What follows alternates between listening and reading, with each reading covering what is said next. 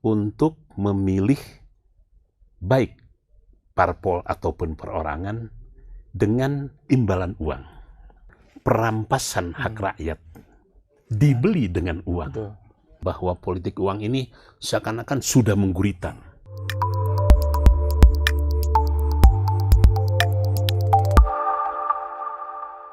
Kembali bersama saya Arif Permadri dalam program Mata Lokal Memilih. Bersama saya sudah hadir Dr. Habib Syarif Muhammad Ali Idrus. Assalamualaikum. Waalaikumsalam, Habib. Kang Arif. Kita bertemu lagi ya. Alhamdulillah, ya betul. Nah, saudara-saudara, sahabat Tribun, Habib Syarif ini adalah ulama, Nahdlatul Ulama. Beliau juga tokoh pendidik. Siapa yang tidak kenal dengan Yayasan As-Salam yang legendaris di Kota Bandung, saya kira banyak sekali alumnusnya. Beliau juga tokoh senior Partai Kebangkitan Bangsa, partai politik yang didirikan oleh almarhum Abdurrahman Wahid, cucu pendiri NU Syekh Hasyim Asy'ari. Rahimahullah. Hari ini kita akan berbincang tentang politik uang barangkali, Ya, betul. Habib ya. Seperti yang kita tahu nih, apalagi menjelang mendekatnya Pilpres nih, politik uang terjadi di mana-mana. Ya. Habib melihatnya seperti apa? Ya. Jadi Kang Arif, fenomena politik uang nampaknya sudah semarak sedemikian rupa. Malah kita merasakan sebagai sesuatu yang sangat ironis. Sesuatu yang sangat memprihatinkan, dan ternyata tatkala dilakukan penelitian yang sifatnya global, ternyata marak di hampir semua penjuru dunia. Jadi politik uang ini tentunya terjadi pada saat pemilu. Ya. Kang Arif, kalau diizinkan, saya ingin mengawali dari apa itu definisi politik uang. Jadi secara sederhana saja, misalnya ada salah seorang ilmuwan Amerika, saya kira buku-bukunya banyak dikutip oleh para ahli yang bergerak di bidang politik, yang bernama Jeffrey A. Winter. Dia mengatakan bahwa politik uang adalah tindakan politik memobilisir pemilih untuk memilih baik parpol ataupun perorangan dengan imbalan uang.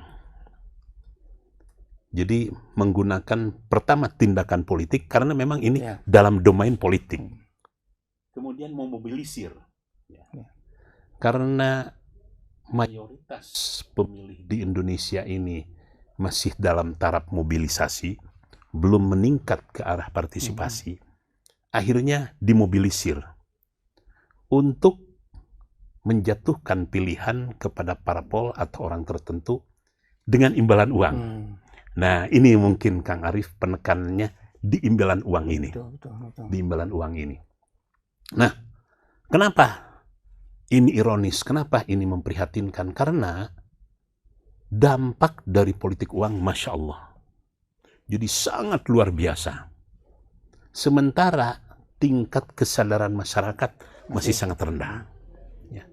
Jadi akibat politik uang akan terjadi proses degradasi yang namanya demokrasi. Di dalamnya ada satu aspek yang namanya perampasan hak rakyat dibeli dengan uang. Ya. Padahal di alam demokrasi, dari rakyat, oleh rakyat, untuk rakyat. Murni. Pilihan betul-betul melalui sebuah proses akal sehat. Tapi ini tidak. Seakan-akan dibutakan. Ya. Jadi kerugiannya ini jangka panjang. Kerugian bagi yang bersangkutan, karena otomatis yang akan dipilih ini mungkin agak sedikit diragukan baik integritasnya maupun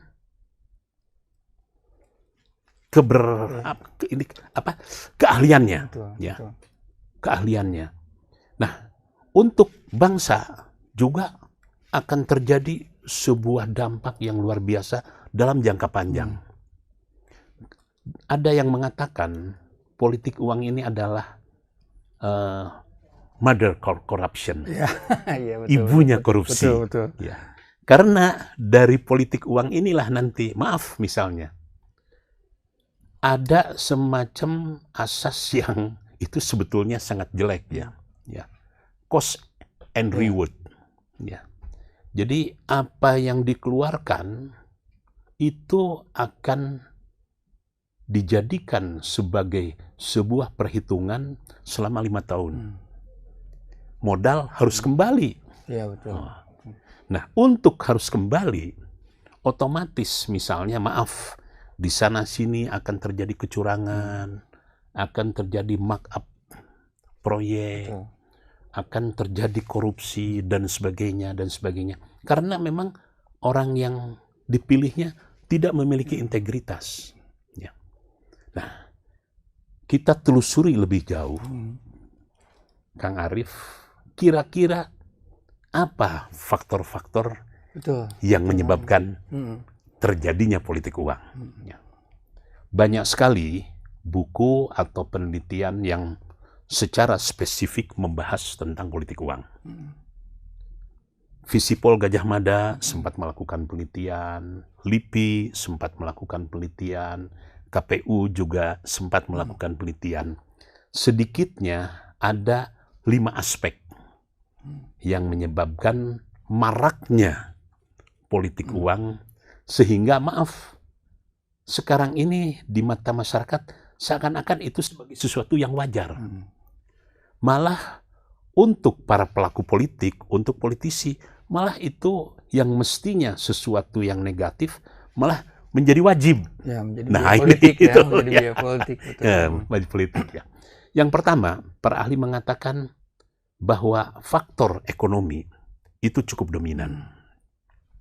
Kalau sekiranya tingkat ekonomi masyarakat sudah mulai naik, sehingga penghasilannya per tahun itu sekian dolar, itu sedikit banyak akan mengurangi yang namanya politik uang. Jadi ada sebuah kebutuhan ekonomi. Walaupun sebetulnya yang diterimanya itu hanya cukup untuk 2 atau 3 hari. Kang Arief, mungkin kalau boleh saya menceritakan, itu paling besar 500.000 lah. 500.000 itu hanya untuk 3-4 hari misalnya, ya. Tetapi kan dampaknya untuk 5 tahun. Ya. Ini yang pertama. Kemudian yang kedua, karena masih rendahnya latar belakang pendidikan mayoritas masyarakat. Ya. Jadi latar belakang pendidikan ini juga yang menyebabkan sehingga keputusannya ini tidak melalui sebuah proses perenungan yang dalam, yang jauh. Nah, kemudian yang ketiga, sesuatu yang tidak bisa dihindarkan, yang namanya pola hidup yang pragmatis. Sangat pragmatis. Kalau bahasa Sundanya mah, bila kadar milih, lebih baik 500 daripada itu. Ya. Betul. Nah, ini pola pragmatis. Nah, kemudian yang keempat, lemahnya pengawasan dari pihak-pihak terkait. Bawaslu misalnya. Dan memang yang namanya politik uang ini, orang sudah paham semuanya. Orang tahu, sudah bukan menjadi rahasia umum lagi, tetapi sulit untuk dideteksi. Ya. Sulit untuk dikejar. Sulit untuk walaupun sementara ini jargon-jargon, hajar serangan fajar, hindari politik uang, basmi politik uang. Tetapi itu semua tidak berakibat banyak. Ya. Dan mungkin yang terakhir, ini karena hukum yang ada ternyata tidak punya taring, tidak punya makna. Contoh misalnya untuk politik uang ini, masyarakat mengenal Undang-Undang Nomor 7 tahun 2017. Masuk dalam kategori pidana. Apabila politik uang dilakukan pada masa kampanye, maka yang bersangkutan bisa dihukum 2 tahun dan harus mengeluarkan denda 24 juta. Apabila dilakukan pada masa tenang, itu bisa kena hukuman 4 tahun, denda 48 juta. Tapi berapa banyak tuh yang Nah, itu betul. yang dikenai hukuman Nah, pada itu. sementara ini saya belum mendengar. Ini Habib, Ya. ini kan jadi seperti lingkaran setan. Betul. Ya. Jadi politik uang menimbulkan korupsi menimbulkan lapangan pekerjaan berkurang segala macam, sehingga penghasilan rakyat berkurang dan mereka terpaksa kembali lagi mengambil politik uang. Ini gimana nih cara memutus rantainya? Jadi betul yang Kang Arif sampaikan bahwa politik uang ini seakan-akan sudah menggurita, sulit untuk bisa diputus. Ya. Bagaimana dan dari mana kita memutusnya? Sampai hari ini orang kebingungan. Karena hampir malah hasil penelitian terakhir 95%. 95% kandidat yang terpilih itu akan terlibat dalam politik uang. Ya. Ini kan angka yang sangat tinggi. Ya. Artinya para ahli mengatakan bahwa yang betul-betul murni itu hanya 10%. Jadi kita berharap adanya pemilih-pemilih yang cerdas. Nah ini pemilih-pemilih yang cerdas ya. Jadi untuk bisa memotong ya tentu saja perlu ada satu proses edukasi kepada masyarakat yang berkelanjutan. Yang berkelanjutan, betul. Proses edukasi yang berkelanjutan perlu difahamkan bahwa makna sebuah pilihan itu konsekuensinya 5 tahun. Bahwa suara presiden dengan suara tukang beca sama. Satu sama. Ya. Nilainya sama. Nggak ada suara presiden karena dia presiden punya nilai 500. Nggak sama. Ya, sama.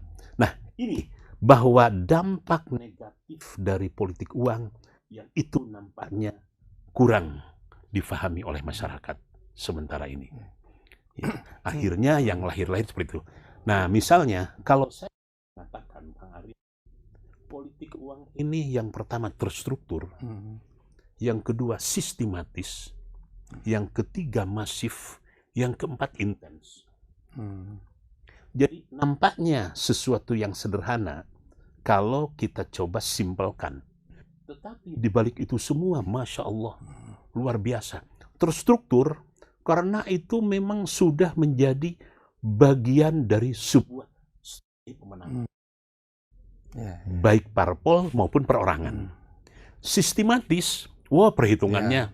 Jadi geografisnya, kapan waktunya, berapa jumlahnya, mana daerah hijau, mana daerah kuning, mana daerah merah, sudah terpetakan sedemikian rupa. Betul-betul sistematis.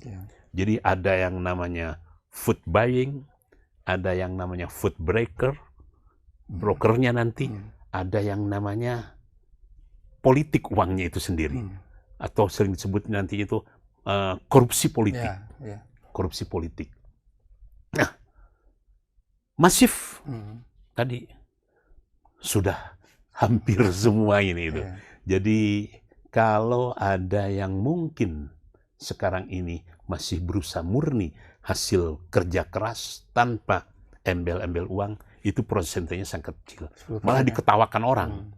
Kok masih ada ya? Nah ini kalau tadi dibilang 90-95% politikus terpengaruh terpapar politik uang, ini data dari mana nih Habib? Nah, betul. Ini sesuatu yang menarik ya. Jadi sebelum dari mana, Kang Arif, kita ingin lihat dulu jenis-jenis politik uang. Yang pertama ada yang memang membeli suara. Orangnya tidak turun ke bawah, tetapi tiba-tiba suaranya melejit. Ada orang yang turun ke bawah sampai 200 titik, tetapi hasilnya tidak signifikan. Ya. Jadi ada yang membeli suara, ada yang mengeluarkan uang, uang atau jasa. Ya.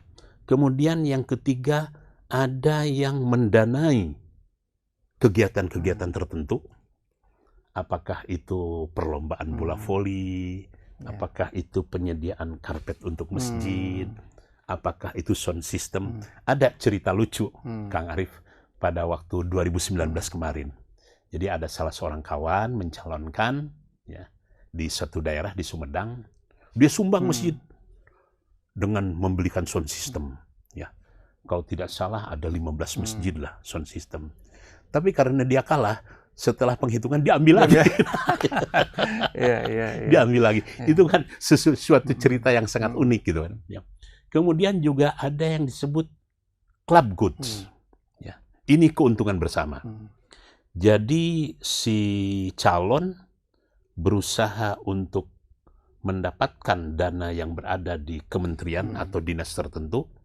Nah, dia salurkan ke kegiatan-kegiatan sosial atau komunitas-komunitas sosial, dia mendapatkan fee.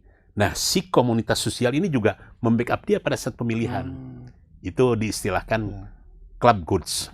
Ada juga yang disebut folk barrel project, ya, atau istilahnya proyek gentong babi. Yang dimaksud dengan proyek gentong babi begini, Kang Arief.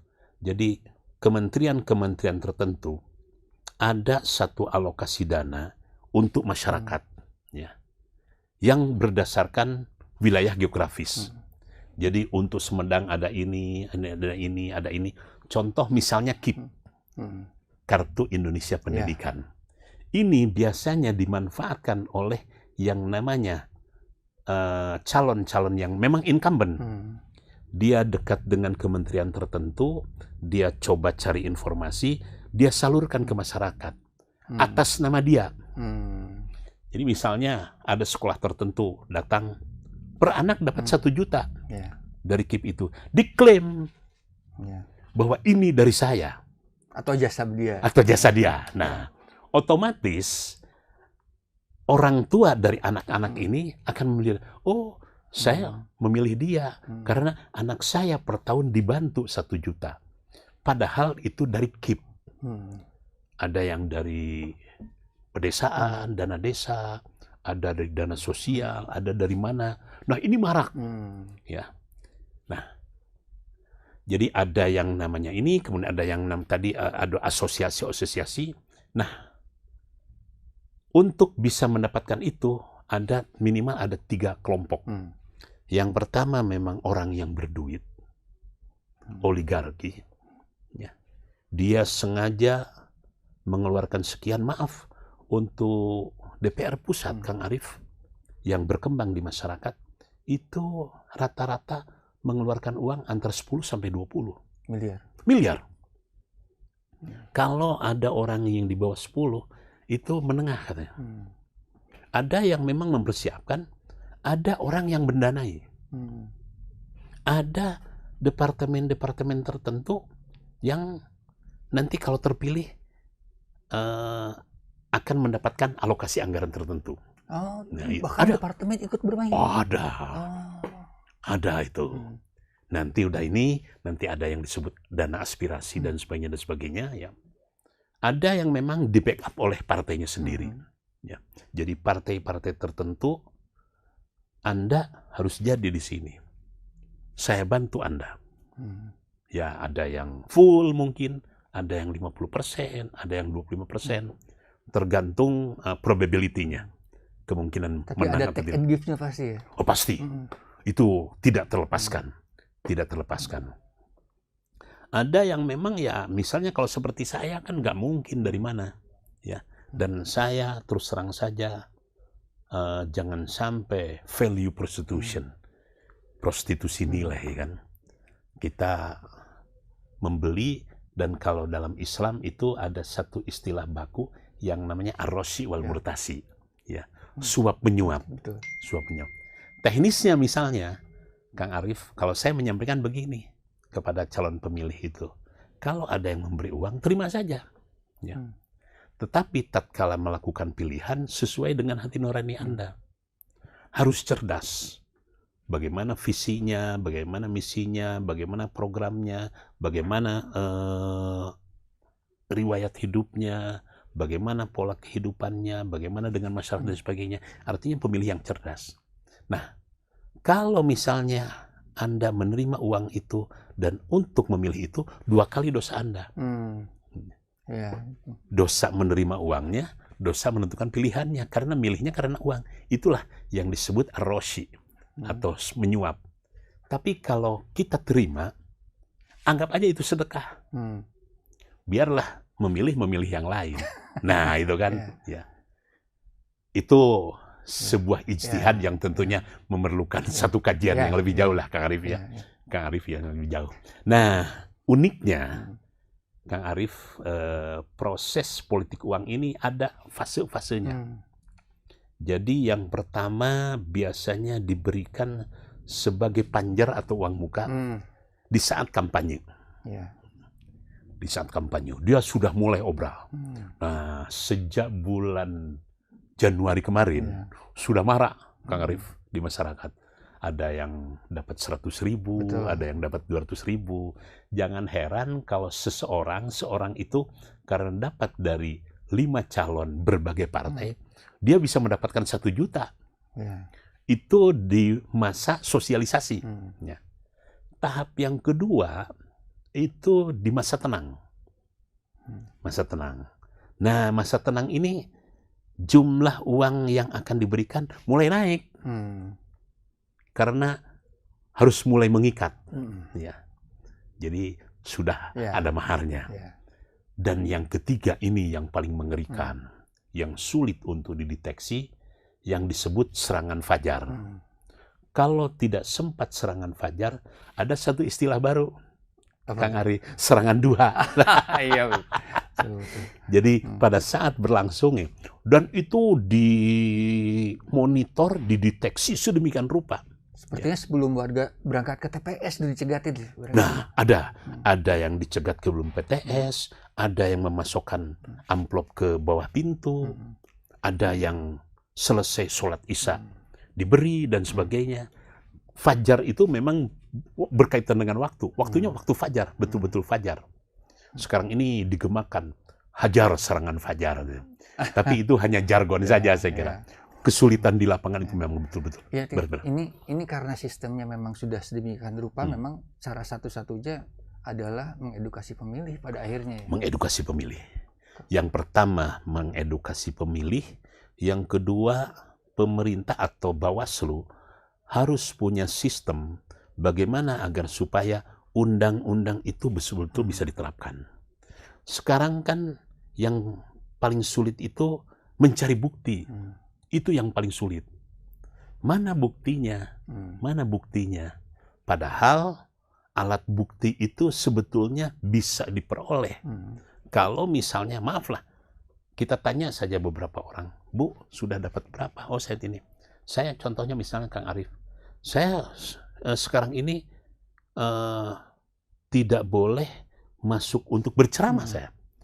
Tidak boleh masuk untuk berceramah ke suatu daerah karena daerah itu sudah di-booking oleh partai tertentu.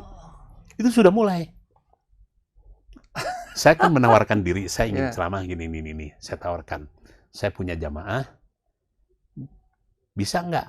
Saya minta tempat, minta waktu untuk ini. Apa jawabannya? Aduh maaf, ini sudah di-booking oleh partai tertentu. Ya. Nah, makna booking tidak semata-mata booking, Kang Arief. Itu pasti ada sesuatu. Pasti ada sesuatu. Artinya sudah di-booking duluan. Ya. Sudah di-booking duluan. Jadi misalnya ada yang berani begini, Arief. Saya siapkan orang sekian ini.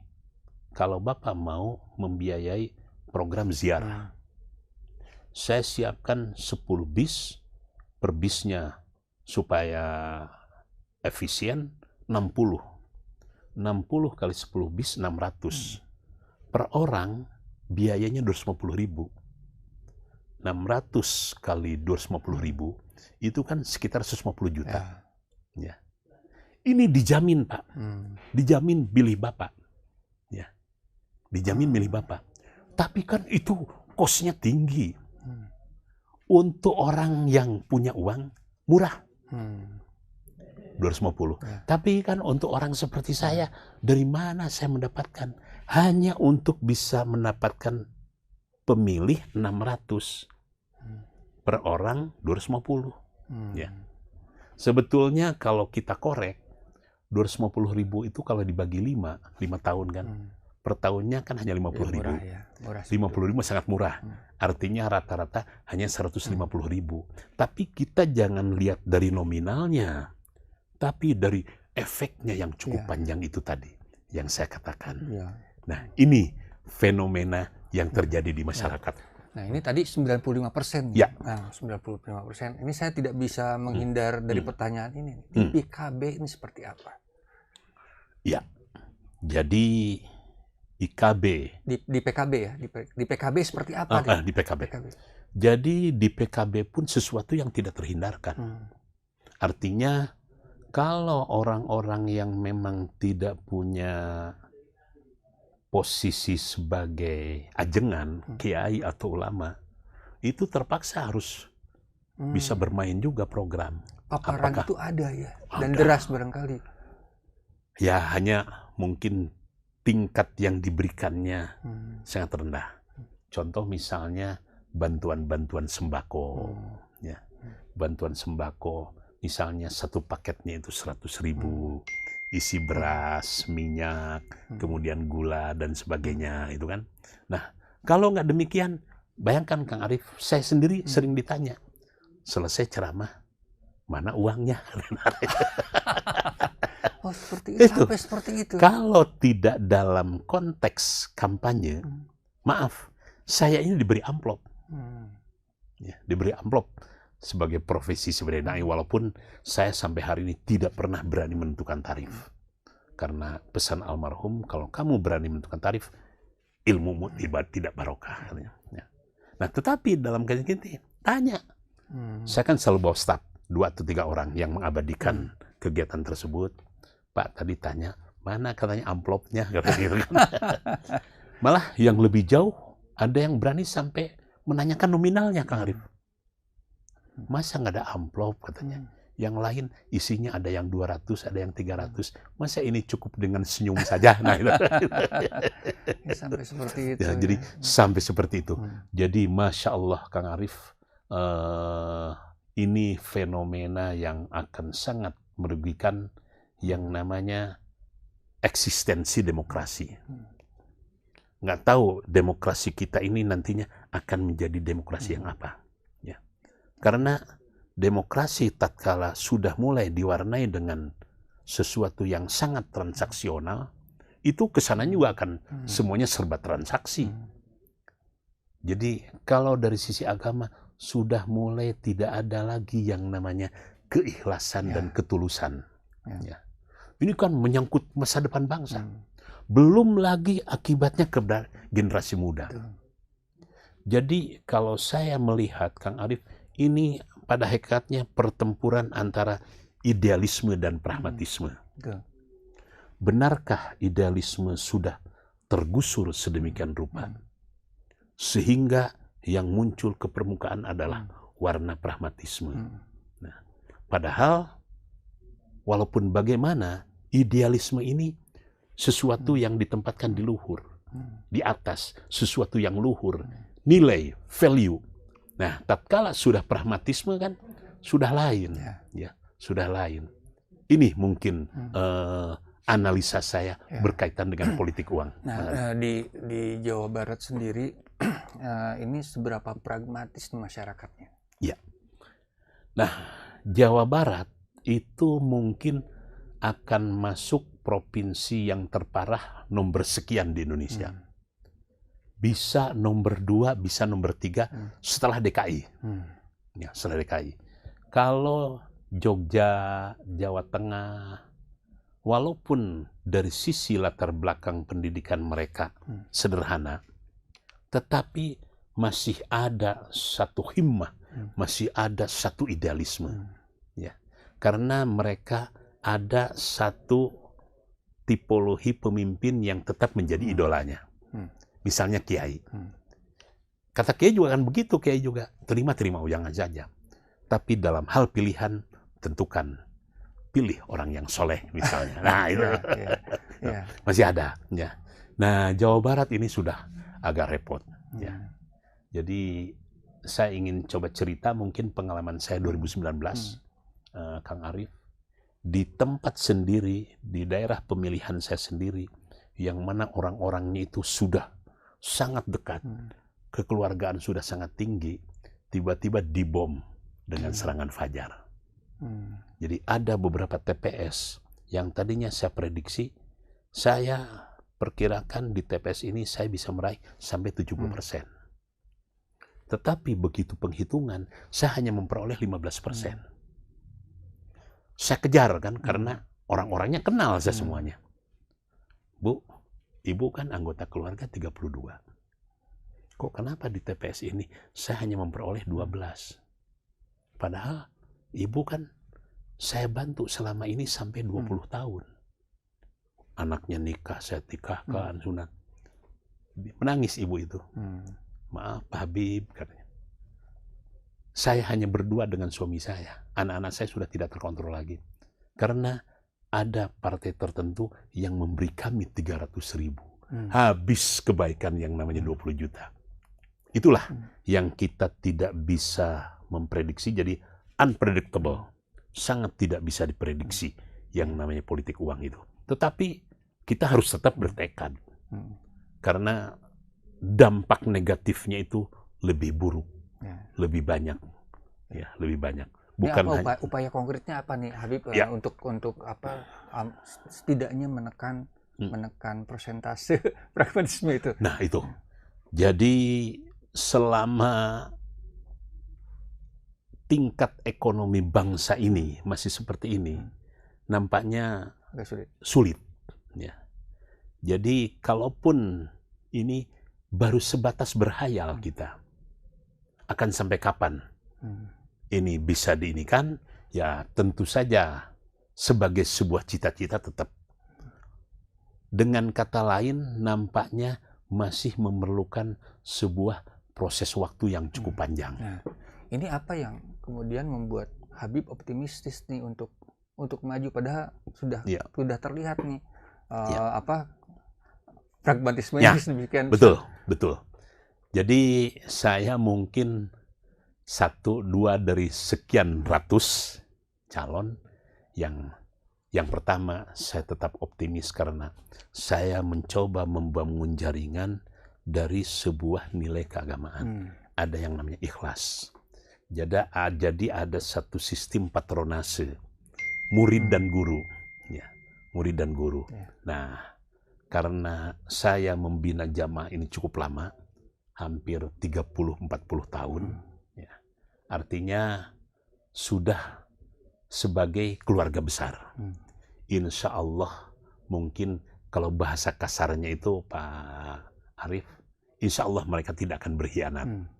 Jadi loyalitasnya insya Allah. Murid terhadap guru ya? Murid terhadap guru. Murid terhadap guru.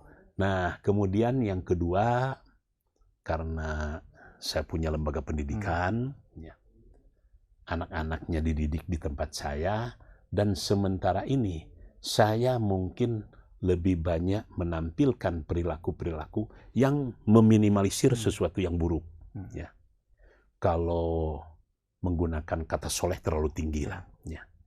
Ya sedikit banyak track record saya ini bisa dicontoh lah. Ya. Jadi tidak ada track record yang terkait dengan hal-hal yang negatif lah. Ya. Nah kemudian yang ketiga, konsekuensinya saya harus banyak turun. Ya.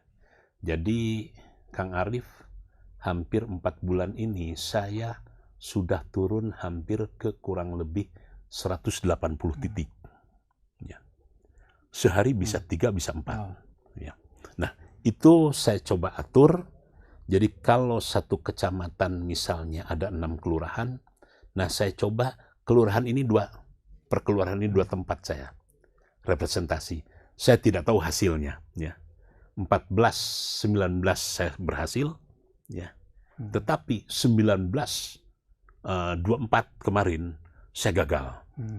Karena politik uang sangat deras sekali. Jadi dan yang terakhir tentunya Allah yang mau menentukan. Kalau misalnya Allah mengendaki jadi saya kira siapapun bisa jadi. Jadi contohnya kemarin DPD, Arif. Itu kan DPD itu membutuhkan suara yang lebih banyak dari Dewan. Hanya kebetulan fotonya seperti menunjukkan orang yang soleh, kemudian nomornya nomor 1, jadi dia. Saya tanya, Anda habis berapa? Aduh malu Bib, mungkin Habib nggak akan percaya. Lu berapa katanya? Saya hanya habis 40 juta. Dia bisa jadi DPD, hanya 40 juta. Sementara yang lain-lain minimal 3M. Minimal 3M. Nah ini, gitu. Nah, di internal PKB sendiri Habib, trennya tuh seperti apa tuh terkait politik uang? Apakah mayoritas sudah terpapar atau di PKB itu masih separuh-separuh atau masih sedikit?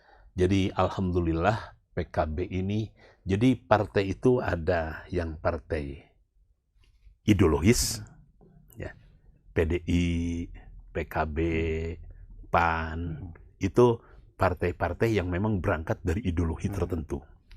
Ada partai yang memang ya pragmatis, ada partai yang mungkin sekuler, ada partai yang memang mungkin tidak jelas.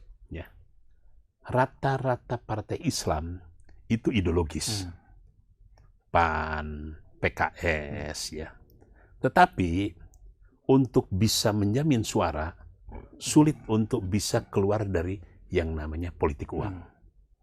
Nah, alhamdulillah PKB itu kebanyakan jamaahnya masih loyal atau istilahnya sami'na wa ta'na. Kalau politikusnya? Nah, politikus ini banyak meminta tolong kepada kiai. Itu. Jadi jasa kiai. Pak Kiai, saya ini ya. Ya, sebetulnya masih lama, nggak tahu itu. Tapi kiai itu dengan bijak, ya Bib, saya tidak menilai itu sebagai politik uang, tetapi itu sebagai kebaikan. Misalnya dia memberi sarung untuk santri-santrinya. Nah, atau dia memberi sesuatu di masjidnya itu dibelikan sound system segala macam. Nah, dari kiai ini dapat 10.000 suara. Ya. Jadi kalau kiai di NU atau PKB asal mau sowan aja, mau silaturahmi, itu ada jaminan. Ada jaminan. Jadi ada nggak namanya dalam tanda kutip politik uang yang dibolehkan nih? Ini kan seperti tadi kirim sarung, kirim itu kan sepertinya termasuk yang dibolehkan. Jadi dari klasifikasi politik uang tadi, ada yang memang saklek bahwa itu masuk politik uang dan arosi wal murtasi. Nah, ada yang masuknya ke hadiah gitu. Ke hadiah, nah itu hadiah atau hibah ya.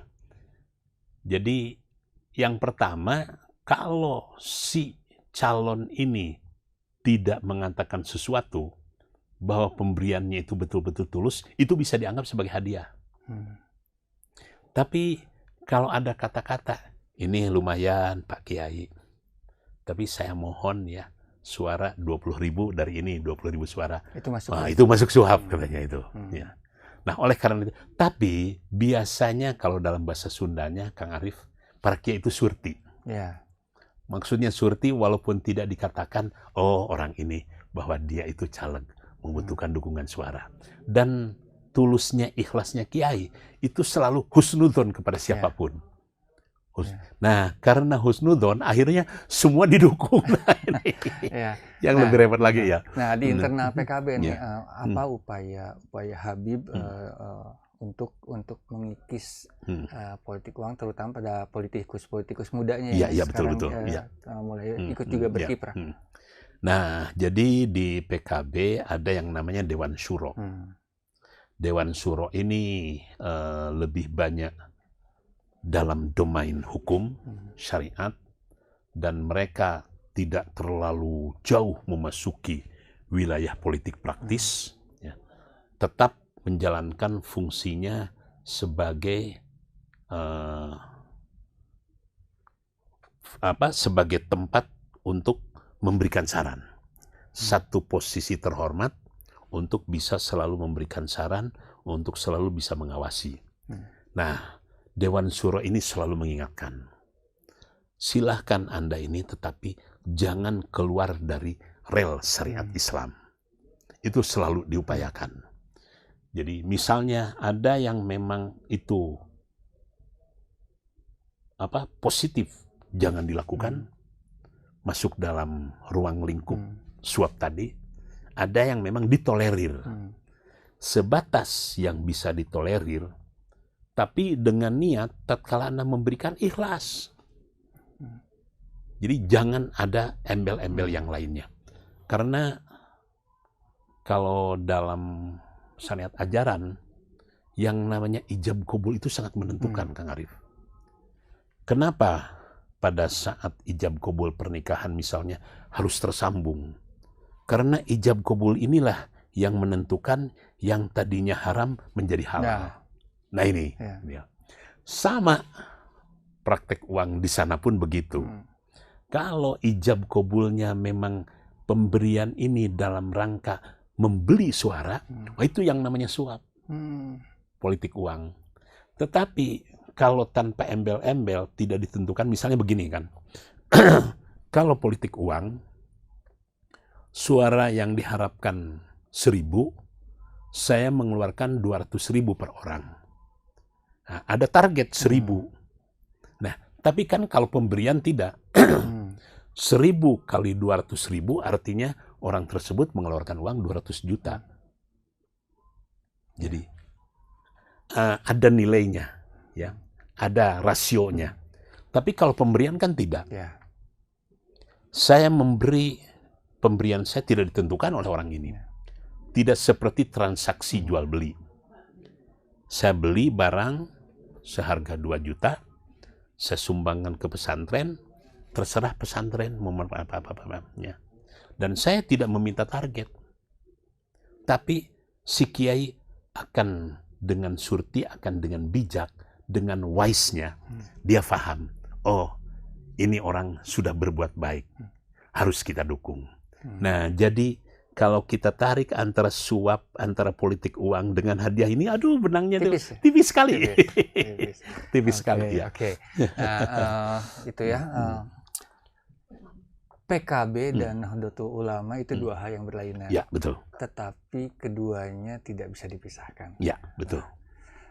Seberapa support nih, seberapa besar nih NU terhadap PKB hari-hari ini? Ya, betul. Jadi yang pertama mungkin Kang Arif yang perlu dijelaskan bahwa PKB dilahirkan dari NU. Itu sesuatu yang tidak ternafikan, ya, tidak terbantahkan.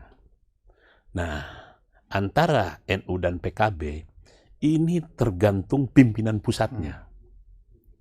Ada satu era di mana antara PKB dengan NU sulit untuk dipisahkan. Tidak ada garis pemisah. Orang ini NU tetapi perilakunya PKB. Sebaliknya dia aktivis PKB tapi perilakunya lebih NU daripada orang NU. Misalnya kan. Ada masa-masa seperti itu. Misalnya pada masa Gus Dur, hampir semua personil pengurus PBNU itu terlibat di politik. Ya. Mungkin persentasenya ketika itu hanya 20 atau 30%. Ya. Pergantian pada masa Pak Hasyim Muzadi misalnya, setelah Gus Dur.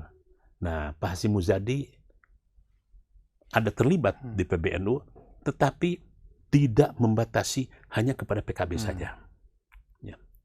Ada adagium NU tidak kemana-mana, tapi ada di mana-mana. Misalnya itu. Ya. Tidak kemana-mana, ada di mana-mana.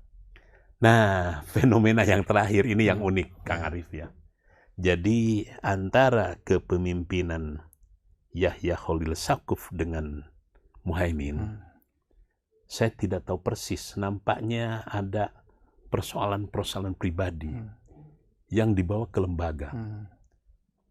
Bagusnya Muhaimin nampaknya mengambil sikap silent, mengambil sikap lebih low profile, tidak terlalu emosional.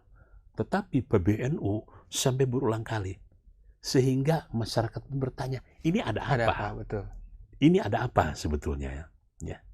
Padahal di lapangan itu sulit kita memisahkan, ya, sulit memisahkan. Jadi indikatornya begini, Pak Kang Arief. Kenapa sampai hari ini semua koalisi berharap untuk cawapresnya dari NU? Ya.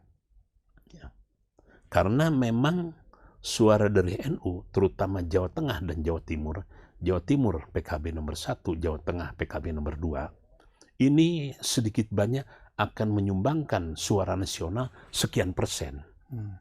Sehingga kalau seorang kandidat bisa mendapatkan dukungan dari 2 provinsi selain Jawa Barat, yang terbesar Jawa Barat ini, ya. Tetapi Jawa Barat kan habis itu kan, dibagi oleh 4 atau 5 partai besar. Akhirnya berharap di sini. Nah, itu sesuatu yang tidak bisa dinafikan, ya. Karena warga NU sendiri, loh, aspirasi saya kan diakomodir di PKB. Nah itu, ya.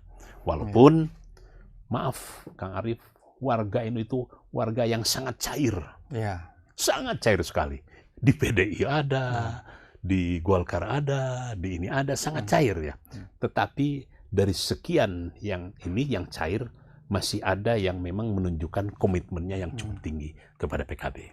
Oke, saya mau beralih sedikit ke Ya. hal yang baru-baru ini nih, Ya. pencawapresan Ya, ini, betul. Mohaimin Iskandar Ya. Caimin nih dengan Anies Baswedan yang penuh drama Ya, nih. betul. Nah ini Habib melihatnya bagaimana nih? Ya. Jadi itu di luar perkiraan, di luar prediksi semua orang, termasuk orang-orang PKB pun terkaget-kaget. Ya. Artinya saya sementara ini cukup dekat dengan orang-orang lingkaran utama ya. Kok bisa gitu? Yang pertama, waktunya sangat singkat. Yang kedua, pilihannya kepada Anies ya. Yang ketiga, ada sebuah keberanian untuk bisa melewati atau melangkahi beberapa posisi-posisi yang itu biasanya dijadikan sebagai sumber nasihat. Ya. Waktunya itu kan hanya 3 hari. Saya maklum untuk seorang Muhaimin itu hampir 1 tahun 18 hari ya, dibiarkan dalam posisi ketidakjelasan. Jadi kalau informasi yang saya terima, Kang Arief, Muhaimin beberapa kali mendesak Prabowo. Kapan dideklarasikan? Kapan dideklarasikan? Wajar seorang Muhaimin yang merintis untuk terbangunnya koalisi sejak awal. 12 bulan. Nah, tiba-tiba di 9 bulan terakhir, mulailah masuk yang lain, masuk partai lain, kemudian masuk informasi yang lain. Sehingga Muhaimin sendiri ragu. Nampaknya Prabowo tidak ada keberanian untuk menentukan pilihan wapres. Ya. Nah, tambah lagi yang lain-lain. Tunggu keputusan MK. 40 menjadi 35 dan sebagainya. Betul. Karena tidak ada ini, puncaknya pada saat menyampaikan nama koalisi. Ya. Jadi koalisi maju pada saat ulang tahun PAN. Ya. Wah, kok saya sebagai orang yang selama 12 bulan lebih bersama-sama, kok tidak diajak rembukan? Dalam pandangan seorang Muhaimin, bukan hanya nama, tapi di balik nama itu. Artinya kan ada sebuah prosedur yang mestinya secara etis harus dilewati. Tapi ini kan diloncati kan begitu saja. Udah nggak bisa inilah. Ya. Nah, tiba-tiba kelompok perubahan Surya Paloh CS sudah tidak bisa menahan diri lagi untuk bisa menolak AHY. Ya. Kan sudah mulai sama. Ya. Kalau Muhaimin ke Prabowo, nah AHY ke ke Surya Paloh. Ya. Sama dua-duanya.